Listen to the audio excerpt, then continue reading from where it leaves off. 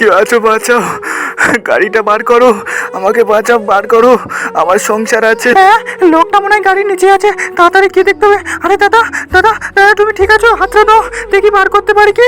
হ্যাঁ, এ তো বেরোচ্ছে না, এখন আমি কি করব দাদা? আমি তো মেয়ে ছেলে, কোনো ছেলেও নেই, কাউকে দেখা পাচ্ছি না যে বাঁচাবে তোমার।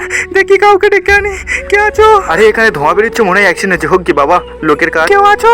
আমার কথা শুনতে পাচ্ছ? এখানে অ্যাক্সিডেন্ট করে শুয়ে আছে, গাড়ি সব আস্তে করে চালাবে না, রানিংয়ে চালাবে, অ্যাক্সিডেন্ট হবে না, থাক এখানে পড়ে।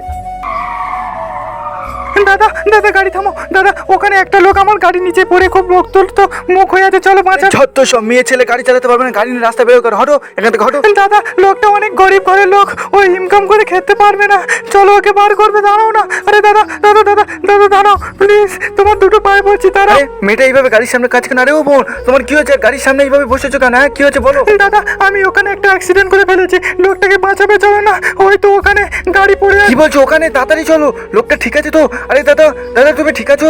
দাদা দাঁড়াও দাঁড়াও, আমি এক্ষুনি ফায়ার সার্ভিসকে ফোন করি, ওরা এক্ষুনি অ্যাম্বুলেন্স পাঠিয়ে দেবে আর ওরাও আসবে। আরে দাদা, এখানে একটা অ্যাক্সিডেন্ট হয়েছে, আমি এক্ষুনি আসবো।